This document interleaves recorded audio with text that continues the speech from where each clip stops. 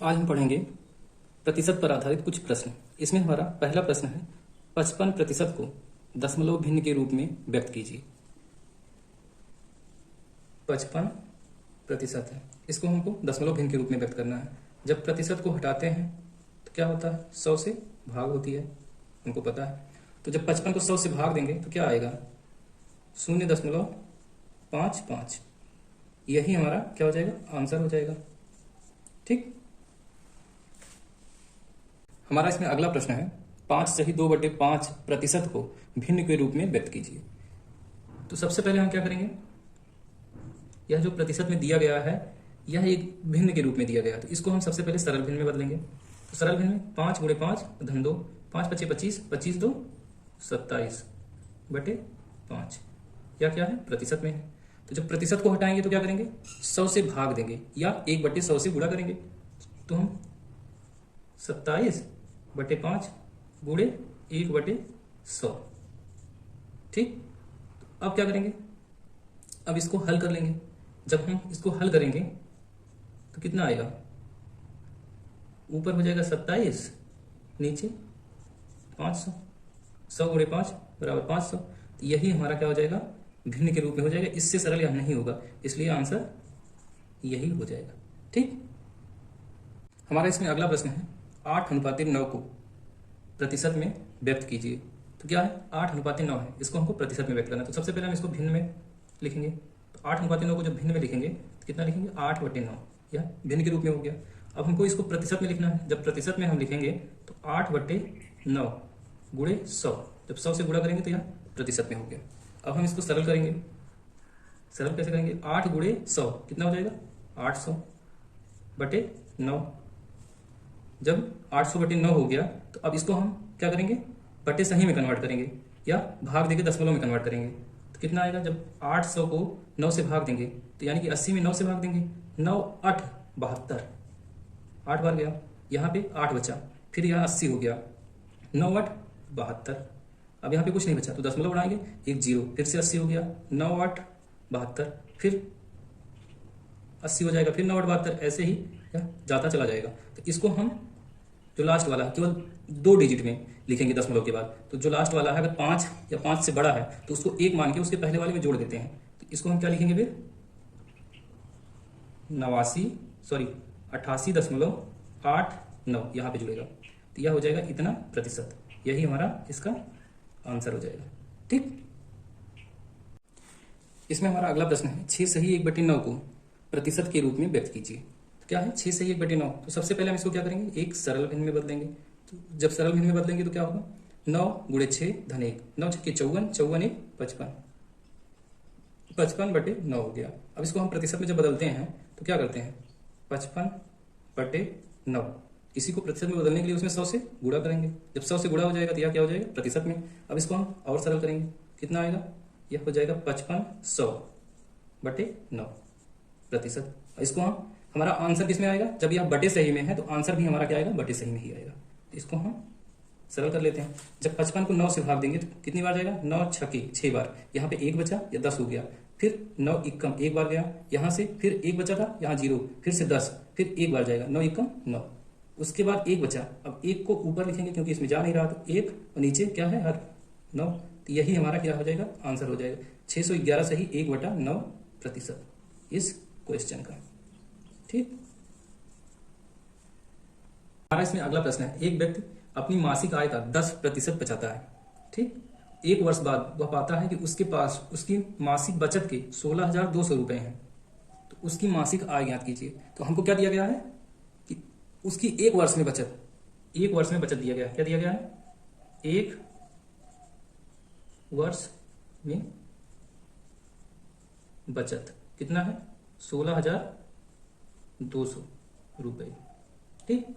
1 साल में है तो हम 1 महीने में, यह पूरा बचत कितना है, 1 वर्ष में है तो 1 महीने में बचत कैसे निकालेंगे, 1 वर्ष में 12 महीने होते हैं। तो जब हम 1 महीने की बचत निकालेंगे तो 12 से इसको भाग देंगे, तब जाके आएगा 1 महीने की बचत। ठीक। तो 1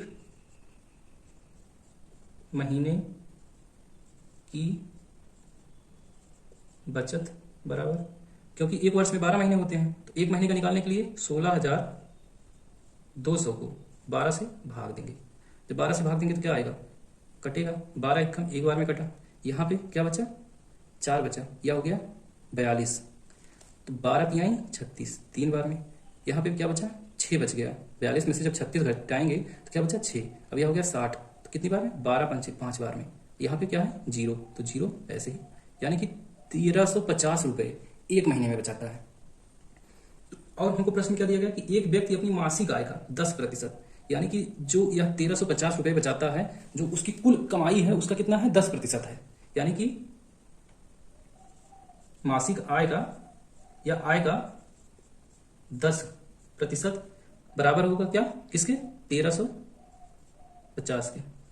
जब वह अपनी आय का कितना 10% बचाता है तब कितना आता है, 1350। तभी तो जब एक साल में बचाया तो कितना, 16,200 रुपये बचा लिया। इसलिए आय का जब 10% बचाता है तो कितना होता है, 1350 रुपये। तो उसकी पूरी आय कैसे निकालेंगे, यानी कि जब 10% 1350 के है तो 100% कितना होगा। तो सबसे पहले हम इसका 1% का निकालेंगे। 1% कैसे निकलेगा, 1350 को 10 से क्या करेंगे, भाग देंगे, तो 1% निकल जाएगा। ठीक, उसके बाद इसको सॉल्व करेंगे तो कितना आएगा, 135। जब हम 100% का निकालेंगे तो 100% का मतलब पूरी इनकम, पूरी आय। 10% इतना रुपया है तो 100% उसकी पूरी इनकम होगी ना। तो एक आय का 10% है, कोई चीज 100% होती है, इसीलिए जब पूरी आय निकालेंगे तो 100% निकालने के लिए 1% बराबर 135 है, तो 100%, 135 गुणे 100 तो कितना आएगा यहाँ, 13,500 रुपये। यही क्या हो जाएगा, उसकी आय हो जाएगी, मासिक आय। ठीक, मासिक आय कितना हो गया, 13,500 रुपये। यही हमारा क्या हो गया, आंसर हो गया। ठीक, हमारा इसमें अगला प्रश्न है, एक शहर की आबादी प्रत्येक वर्ष 15% बढ़ती है। यदि वर्तमान आबादी 20,700 है तो एक वर्ष पूर्व की आबादी ज्ञात कीजिए। तो हम क्या करेंगे, एक वर्ष पूर्व की आबादी हमसे पूछ रहा है, तो हम एक वर्ष पूर्व की आबादी को मान लेंगे यक्स। माना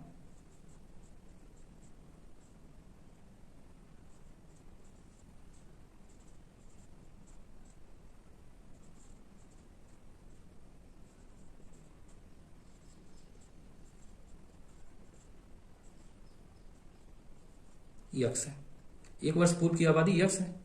तो प्रश्न में दिया गया है कि हर साल आबादी कितना, 15% बढ़ती है। तो जब एक वर्ष पूर्व यक्स है तो इसमें जब 15% बढ़ के वर्तमान में पहुंचता है तो कितनी आबादी हो जाती है, 20,700। तो हम क्या लिखेंगे यहाँ पे, प्रश्नानुसार, प्रश्न में दिया गया है इसलिए प्रश्नानुसार। क्या करा कि पहले तो आबादी यक्स थी, लेकिन जब 15% बढ़ती है तो यक्स में 15% जुड़ जाएगा ना, तो यक्स का 15%, यक्स गुणे 15/100। यह तो एक साल पहले की थी, जब उसमें उस एक साल पहले वाले की 15% जुड़ता है तो कितना हो जाता है, वर्तमान आबादी। वर्तमान आबादी कितना है, 20,700 के बराबर हो जाता है। तो अब हम इसको सॉल्व कर लेंगे। सॉल्व करेंगे तो क्या आएगा, यह आएगा यक्स धन यक्स गुणे 15, यह हो गया 15x/100 बराबर 20,700।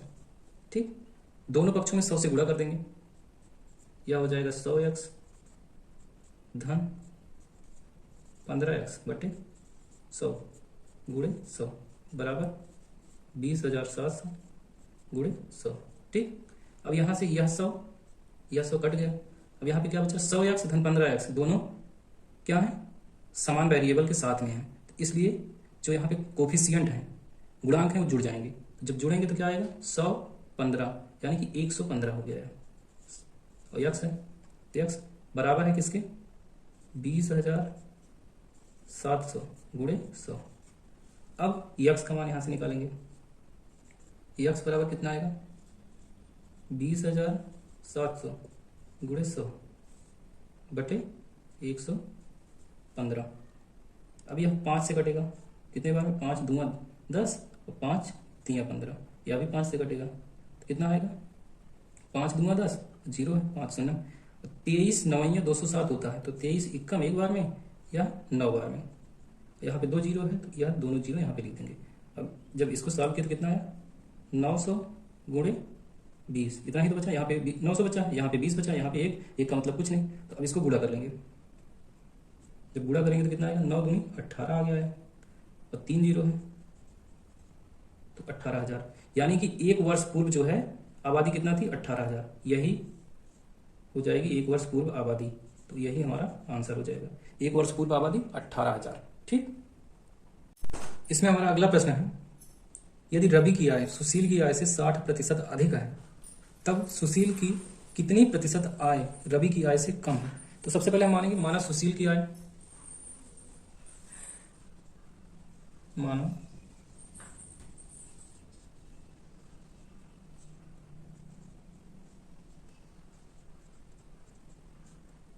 आय बराबर यक्स।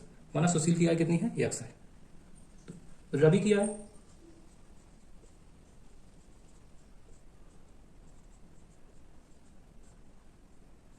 रवि की आय क्या है, रवि की आय जो है सुशील की आय से 60% ज्यादा है। यानी कि सबसे पहले तो सुशील की आय यक्स है, इससे कितना ज्यादा है, 60%। यक्स का 60%, यक्स गुणे 60/100। सुशील की आय हो गई, और सुशील की आय में कितना ज्यादा है, सुशील की आय का 60%। तो सुशील की आय लिखे, उसके बाद सुशील की आय का 60% इसमें जोड़ दिए।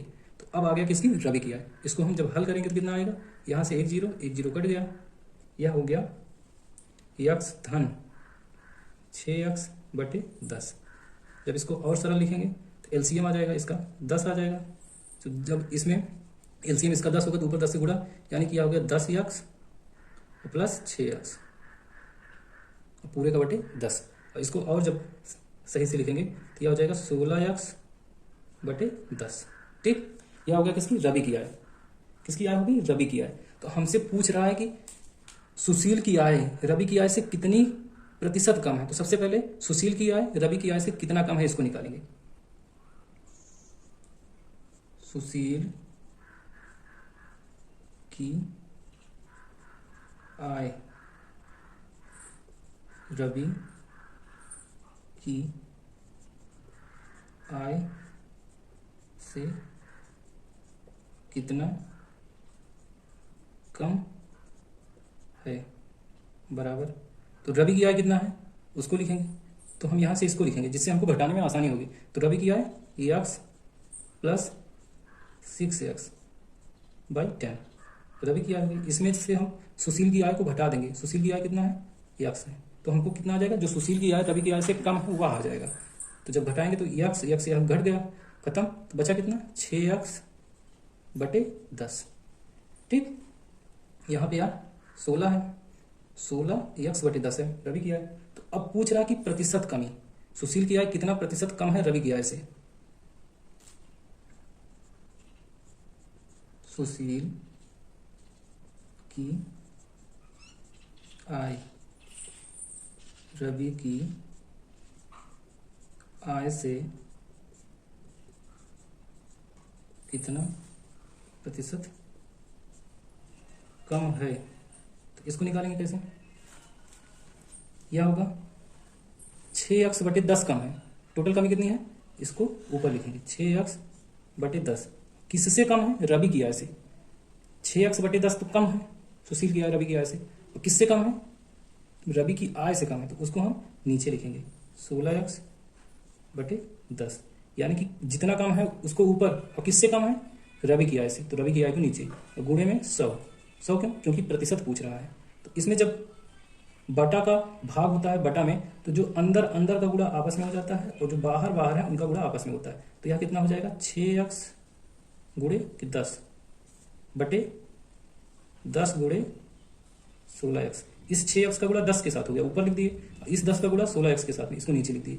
तो गुणे में 100 था तो 100 लिख दिए। यहाँ से यह 10 कट गया। ठीक। अब यह 6 2 से 3 बार में कट गया, और यह 16 2 से 8 बार में कट गया। ठीक। यह 8 को 4 से काटे 2 बार में, और यह 100 को जब 4 से काटेंगे, 4 दूंगा 8 और 4 पंची 25 बार में कट गया। तो अब यह कितना बचा, 25 गुणे 3 ऊपर बचा है, 25 गुणे 3 ऊपर। नीचे कितना बचा है, 2 बचा है केवल। ठीक। जब इसको सॉल्व करेंगे 25 तियां 75/2, इतना प्रतिशत आएगा। जब इसको और सॉल्व करेंगे तो कितना आएगा, 2 तियां के 6 15 हो गया, 2 सते 14, 1 बचा, दशमलव लगाए, यह हो गया 10, 2 पंचे 10। 37.5%। यही आ जाएगा सुशील की आय रवि की आय से 37.5% कम है। यही हमारा क्या हो जाएगा आंसर। ठीक।